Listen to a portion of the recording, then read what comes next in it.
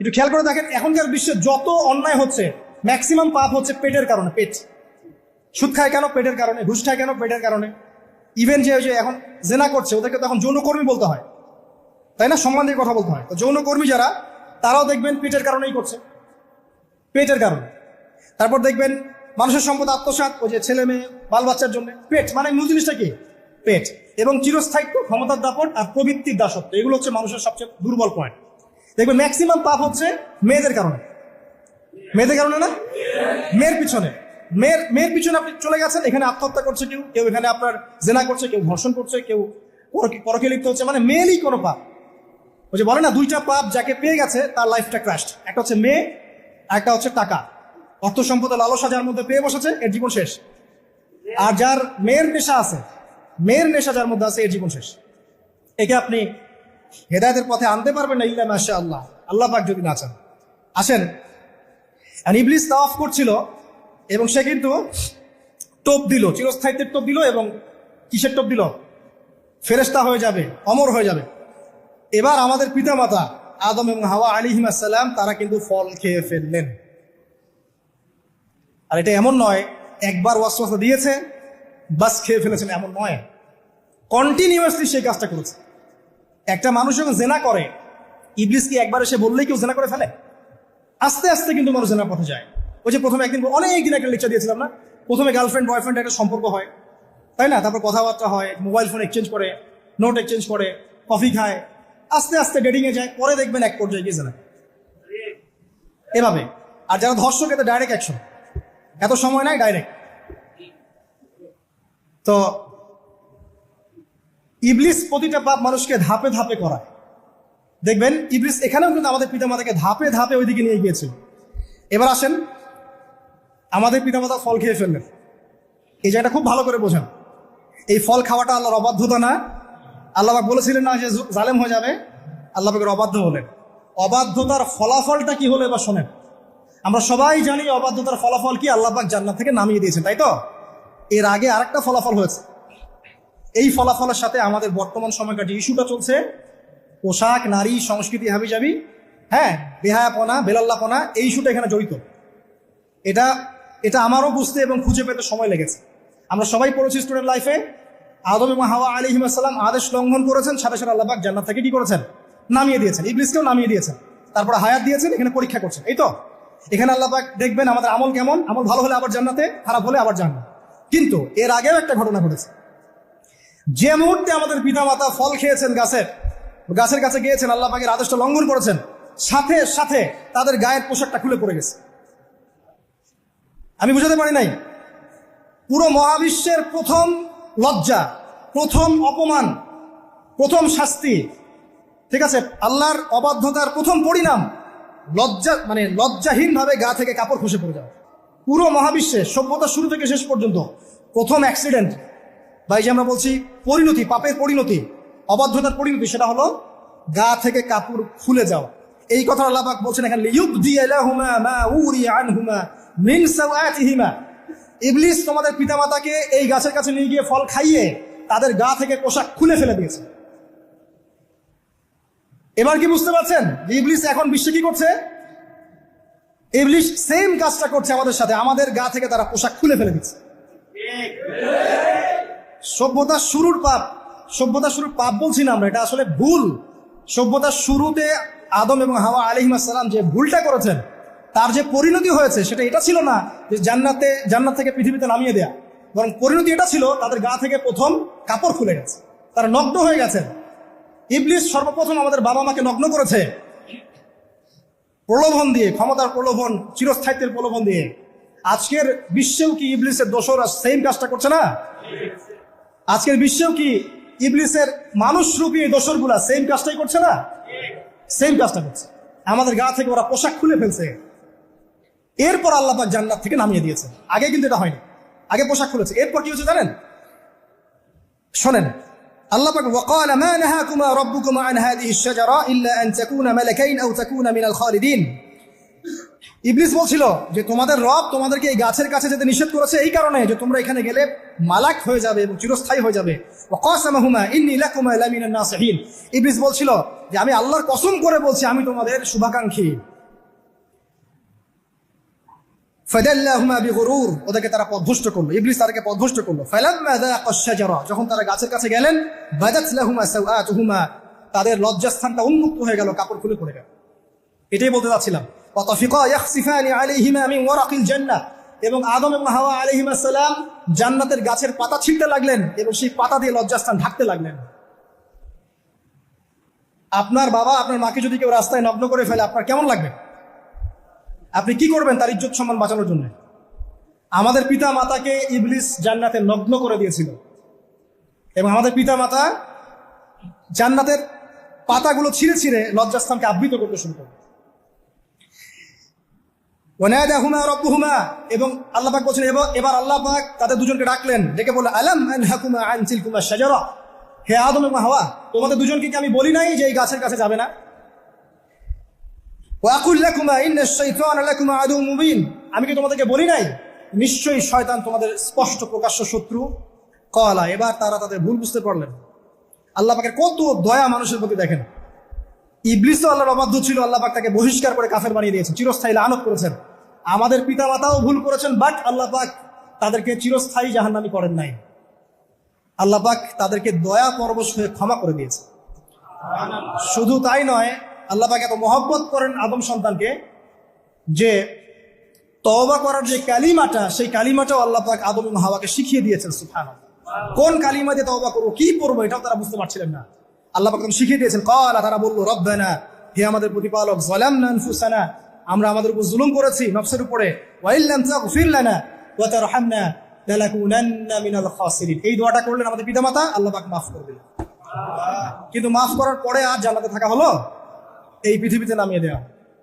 পৃথিবীতে নামিয়ে দেওয়ার পরে একটা হায়াত দেওয়া হলো, কারো 50, 60, 70, 100, 200, 500, 1000 ইত্যাদি, এবং আল্লাহর পক্ষ থেকে ঐশী গ্রন্থ পাঠানো হলো, কখনো তাওরাত, কখনো জাবুর, কখনো ইনজিল ইত্যাদি, কখনো কোরআন। শর্ত দেওয়া হলো যারা আল্লাহ পাকের ঐশী গ্রন্থগুলো মেনে চলবে তারা ইনশাআল্লাহ আবার মৃত্যুর পর সেই জান্নাতে ফিরে যাবে যেখান থেকে তারা বহিষ্কৃত হয়েছে। আর যে বা যারাই আল্লাহ পাকের এই আয়াত, নিদর্শন এবং ঐশী গ্রন্থগুলোকে অস্বীকার করবে, এটাকে মিথ্যা প্রতিপন্ন করবে, আল্লাহ পাক এদের সবাইকে জাহান্নাম পূর্ণ করবে ইনশাআল্লাহ। আল্লাহ পাক এটাও বলেছেন যে আল্লাহ পাক ওয়ালাকাদ যারানা লি জাহান্নামা কাসীরাম মিনাল জিন্নি ওয়াল ইনস, আল্লাহ পাক বহু মানুষ আর জিনকে দিয়ে জাহান্নাম পূর্ণ করবেন। কারণ এই দুই জাতিকে পাঠানো হয়েছিল পৃথিবীতে শুধু আল্লাহর ইবাদত করার জন্য। ওমা খালাকুল জিন্না ওয়াল ইনসা ইল্লা লিয়াবুদুন, এরা সেটা করে নাই। এই কারণে আল্লাহ পাক হাদিসের মধ্যে জানিয়েছেন প্রতি 1099 জন মানুষকে আল্লাহ পাক জাহান্নামে পাঠিয়ে দেবে, তবে বেশিরভাগ জান্নাতি হবে এই উম্মতে মুহাম্মাদের মধ্যে। এবার শোনেন, আমাদের পিতামাতার এই পরিণতির পর আল্লাহ পাক যখন আমাদেরকে পৃথিবীতে পাঠালেন, আল্লাহ পাক আমাদেরকে নগ্ন করে পৃথিবীতে রাখেন নাই। সুবহানাল্লাহ, আল্লাহ পাক আসমান থেকে লিবাস পাঠিয়েছেন। এই যে সমাজ বিজ্ঞানের বইগুলোতে লেখা আছে না, মানুষ আগে নগ্ন ছিল, গাছের ছালপাতা পরে থাকতো, তারপরে বন্যপ্রাণী শিকার করতো, গুহায় গুহায় থাকতো, বোগাস, মিথ্যা, বাজে কথাগুলো, একদম টোটাল মিথ্যা কথাগুলো। আল্লাহ রাব্বুল আলামিন সভ্যতা শুরু করেছেন নবী দ্বারা, সভ্যতা শেষও করবেন নবী দ্বারা। প্রত্যেক যুগে যুগে সভ্যতার ধারক এবং বাহক ছিলেন নবীগণ। আর আদম আলাইহিস সালাম পৃথিবীতে আসার পর নগ্ন হয়ে থাকেন নাই। আল্লাহ পাক আসমান থেকে লেবাস পাঠিয়েছিলেন। সুবহানাল্লাহ, আল্লাহ পাক আমাদেরকে নগ্ন করে রাখেন নাই। এবার দেখেন আল্লাহ পাক কি বলছেন, ইয়া বানি আদম, আচ্ছা আসেন, ইয়া বানি আদম, হে বনু আদম, কাদেরকে বলছেন? আমাদেরকে। قد أنزلنا عليكم لباسا يواري سوآتكم وريشا, হে বনু আদম, আমি তোমাদেরকে নগ্ন ছেড়ে দিচ্ছি না, আমি তোমাদের জন্য লেবাস আর পোশাক পাঠাচ্ছি, যেই পোশাক দিয়ে তোমরা তোমাদের লজ্জাস্থানকে আবৃত করবে এবং সৌন্দর্য বর্ধন করবে। এটা করছি না আমরা এখন? আচ্ছা, ওয়া লিবাসুত তাকওয়া যালিকা খায়র, আর তাকওয়ার লেবাস, তাকওয়ার পোশাকটা হচ্ছে সবচেয়ে উত্তম। যেমন দেখেন আমাদের সতর কি এই নাভির উপর থেকে হাঁটু নিচ পর্যন্ত না, তাই বলি কি আমরা সবাই এভাবেই ঘুরি? এটা সর্বনিম্ন একটা স্কেল, তাই না? এর উপর আপনি জুব্বা পরছেন, পাগড়ি পরছেন, টুপি পরছেন, বা আপনি হয়তো আরো ঢিলেঢালা কোনো পোশাক পরছেন, এই পোশাকটাকে বলা হচ্ছে তাকওয়ার পোশাক। ওয়া লিবাসুত তাকওয়া যালিকা খায়র, এটা আরো উত্তম। একজন মেয়ে, অনেক আলেম বলছেন যে চোখ এই চোখটুকু ঢেকে বের করে দেখা যাবে, বলছে না? অনেকে বলেছেন কিনা? কিন্তু এটাও যদি কেউ সামনে জিলবাব দিয়ে ঢেকে রাখে তাহলে কি উত্তম নয়? পর্দার ক্ষেত্রে উত্তম নয়? তো লিবাসুত তাকওয়া যালিকা খায়র, তাকওয়ার যে পোশাক সেটা আরো উত্তম বেশি। নরমালি তো পোশাক দিয়েছি, তাকওয়ার পোশাক সবচেয়ে উত্তম বেশি। আল্লাহ পাকের একটা সতর্কবাণী শুনে নেবার, যালিকা মিন আয়াতিল্লাহ, এই পোশাকটা আল্লাহ পাকের নিদর্শন। পোশাকটা কি? আল্লাহ পাকের নিদর্শন। লাআল্লাকুম ইয়াযাক্কারুন, যাতে করে তোমরা স্মরণ করতে পারো। কি স্মরণ করবো? ওই যে আমাদের পিতা মাতাকে নগ্ন করে দিয়েছে ইবলিস, এটা মনে রাখতে পারো তোমরা, এটা আল্লাহ পাকের নিদর্শন। ইয়া বানি আদম, হে বনু আদম, লা ইয়াফতিনান্নাকুমুশ শাইতান। এবার শোনেন, আল্লাহ পাক আমাদেরকে বলছেন, হে বনু আদম, লা ইয়াফতিনান্নাকুমুশ শাইতান, শয়তান যেন আবার তোমাদেরকে ফিতনায় ফেলতে না পারে। পৃথিবীতে তোমরা থাকবে, শয়তানের বহু দোসর তোমাদের সামনে থাকবে, ডানে বামে, যে ডান থেকে আসবে, বাম থেকে আসবে, হ্যাঁ, সামন পিছন থেকে আসবে, মিডিয়ার মধ্যে দিয়ে তোমাদের ঘরে ঘরে ঢুকে যাবে শয়তানের দোসর। লা ইয়াফতিনান্নাকুমুশ শাইতান, শয়তানের দোসররা যেন তোমাদেরকে ফিতনায় ফেলতে না পারে। কে বলছেন? আল্লাহ পাক বলছেন। কিরকম ফিতনা? কামা আখরাজা আবাওয়াইকুম মিনাল জান্নাহ, ঠিক যেভাবে শয়তান তোমাদের পিতা মাতাকে জান্নাত থেকে বের করে দিয়েছিল, ওই রকম ফিতনায় যেন ফেলতে না পারে। ঠিক আছে? ওয়ায়ানজিউ আনহুমা লিবাসাহুমা, এবং শয়তান তোমাদের পিতা মাতার লেবাস খুলে ফেলেছিল, নগ্ন করে দিয়েছিল, নগ্নতা, বেহায়াপন, অশ্লীলতা শিখিয়েছিল, ওইদিকে ধাবিত করতে চেয়েছিল। শয়তানের দোসররা যেন এটা করতে তোমাদের সাথে না পারে, সতর্ক থাকবে। লিউরিয়াহুমা সাওআতিহিমা, যাতে করে তোমাদের লজ্জাস্থানটা উন্মুক্ত হয়ে যায়। ইন্নাহু ইয়ারাকুম, নিশ্চয় শয়তান তোমাদের সবাইকে দেখতে পায়। হুয়া ওয়া কাবিলুহু, সে এবং তার পুরো কবিলার লোকজন, মিন হাইসু লা তারাউনাহুম, এমন জায়গা থেকে যে জায়গা তোমরা দেখতে পারো। আর শয়তান এবং তার অনুসারী যারা আছে, হোক মানুষ আর জিন, তারা তোমাদেরকে দেখতে পারে এমন জায়গা থেকে যা তোমরা দেখো না। আর আমরা যারা এই বিশ্বে আছি, আমরা সবাই এখন খেলার পুতুলের মতো খেলছি। যারা নিয়ন্ত্রণ করে বিশ্ব, এদেরকে কেউ দেখতে পারে না, এরা মানুষ শয়তান। কথা বুঝতে পারছেন? আর এমনি জিন শয়তান যারা আছে, এদেরকে তো আমরা দেখতে পারি না, অনেক দূর থেকে তারা আমাদেরকে দেখতে পারে। আল্লাহ পাক সতর্ক করছেন এটা। ইন্না জাআলনা আশ-শায়াতিনা আউলিয়া লিল্লাযিনা লা ইউমিনুন, শোনেন, নিশ্চয়ই যারা আমার প্রতি ঈমান আনে না বা আমার অবাধ্য হয়, আমার আদেশ মানে না, তাদের সাথে আমি শয়তানকে বন্ধু বানিয়ে দিয়েছি। এবার বুঝলেন কেন বললাম এরা মানুষ শয়তান? বিকজ এদেরকে আল্লাহ পাক শয়তানের বন্ধু বানিয়ে দিয়েছেন, শয়তানের বন্ধু। অন্য সূরায় আছে, শয়তান, জিন শয়তান মানুষ শয়তানকে ওহী করে। জিন শয়তান মানুষ শয়তানের মাথায় এসব বুদ্ধি ঢালে। এই শয়তানি বুদ্ধিগুলো শয়তান মানুষের মাথায় ঢালে, মানে মানুষ মাথাটা আগে সে রিড করেছে কাকে কোন দিক দিয়ে রিসিভ করা যাবে। ঠিক আছে?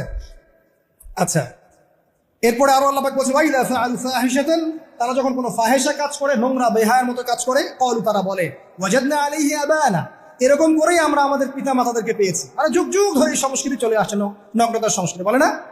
কথা বুঝতে পারছেন না? এই কথাই তারা বলে, যেটা কোরআনে আছে। আল্লাহ পাক বলছেন, ক্বালু ওয়াজাদনা আলাইহি আবানা, তারা বলে আমাদের পিতৃপুরুষদেরকে আমরা হাজার বছর থেকে দেখেছি এইভাবেই ড্রেস আপ করতে, এমনিই ব্লাউজ ছাড়া শাড়ি পরতে দেখেছি আমরা, এমনিই দেখেছি পেট বের করে চলতে, এমনিই দেখেছি এই শর্ট কামিজ পরে চলতে, নগ্ন হয়ে চলতে। এখন তো বিকিনি সংস্কৃতি আসে, এবং এটা মুভমেন্ট চলছে, মানে মানুষের দেহ থেকে কাপড় খুলে ফেলার মুভমেন্ট, আন্দোলন শুরু হচ্ছে। ঠিক আছে? এবং দোহাই হচ্ছে আমরা হাজার বছর থেকে এমনিই চলছে। এই যে আল্লাহ পাক বলছেন, ক্বালু ওয়াজাদনা আলাইহি আবানা, আমরা এর উপরে আমাদের পিতা মাতাদেরকে পেয়েছে। ওয়াল্লাহু আমারানা বিহা, এরা আরো বলে আল্লাহ আমাদেরকে এই আদেশ করেছেন। নাউযুবিল্লাহ। আল্লাহ বলছেন, আল্লাহ পাকের আদেশ কি? কুল ইন্নাল্লাহা লা ইয়া'মুরু বিল ফাহশা, নিঃসন্দেহে আল্লাহ পাক কোনো ফাহেশা কাজের আদেশ করতেই পারেন না। পারেন? নিঃসন্দেহে আল্লাহ পাক কোনো ফাহেশা, বেলাল্লাপনা, বেহায়ের মতো কোনো আদেশ, বেহায়া কোনো কাজের আদেশ করতে পারেন না। আতাকুলুনা আলাল্লাহি মা লা তা'লামুন, তোমরা কি আল্লাহ সম্পর্কে এমন কথা বলছো যেই কথা তোমরা জানো না? এই পর্যন্ত থাক, এবার আসেন বাস্তবতায় আসেন। এতটুকু যে আমরা হিস্ট্রির সূচনার কথাগুলো বললাম, এখানে আপনারা কিন্তু প্রথম একটা দলিল পেলেন মানুষের দেহ থেকে পোশাক খুলে ফেলে। এরপর আমি পুরো কোরআনটা ঘাটার চেষ্টা করেছি, আদম আলাইহিস সালাম থেকে শুরু করে মুহাম্মদ সাল্লাল্লাহু আলাইহি ওয়াসাল্লাম পর্যন্ত হাজার হাজার শতাব্দী চলে গেছে, তাই নাই? হাজার হাজার বছর চলে গেছে, বহু জাতি এসেছে, বহু জাতি চলেও গেছে। আমরা কি প্রথম জাতি নাকি? এর আগে কত জাতি পৃথিবীতে এসেছে, চলেও গেছে, গেছে না? আচ্ছা, কোরআন ঘেটে ঘেটে ক্লান্ত হয়ে যাওয়ার পর আমরা এমন কোন জাতি পাচ্ছি না যাদের কথা আল্লাহ পাক বলেছেন যে আমি তাদেরকে ধ্বংস করেছি অশ্লীলতার কারণে, বা এই আপনার বেলাল্লাপনার কারণে, বা ফাহেশা কাজের কারণে। সরাসরি এই একটা কারণ দেখে আল্লাহ পাক কোনো কওমকে ধ্বংস করেছেন খুব রেয়ার, খুঁজে পাওয়া যাচ্ছে না। শুধু 3টা জায়গা বের করতে পেরেছি। কটা জায়গা? 3টা। 1 নম্বর দেখেন, আদম আলাইহিস সালাম পরে নূহ আলাইহিস সালাম না, এই জাতিটাকে আল্লাহ পাক ধ্বংস করেছেন না? এই ধ্বংসটাকে আল্লাহ পাক এই বেপরদামির কারণে করেছেন, অশ্লীলতার কারণে করেছেন, পোশাকের অপসংস্কৃতির কারণে করেছেন? করেন নাই, শিরকের কারণে করেছেন। কি কারণে? শিরক। আল্লাহ পাক সবাইকে ডুবিয়ে মেরেছেন, কিন্তু ওরা যে নগ্ন পোশাক পরে রাস্তাঘাটে চলাফেরা করতো এই কথাটা কিন্তু আল্লাহ পাক বলেন। তার মানে ওদের পাপ এটা ছিল না। এরপর ইব্রাহিম আলাইহিস সালামের কওম কি এই কারণে ধ্বংস হয়েছে? অশ্লীলতার কারণে ধ্বংস হয়েছে? বেহায়াপনার কারণে ধ্বংস হয়েছে?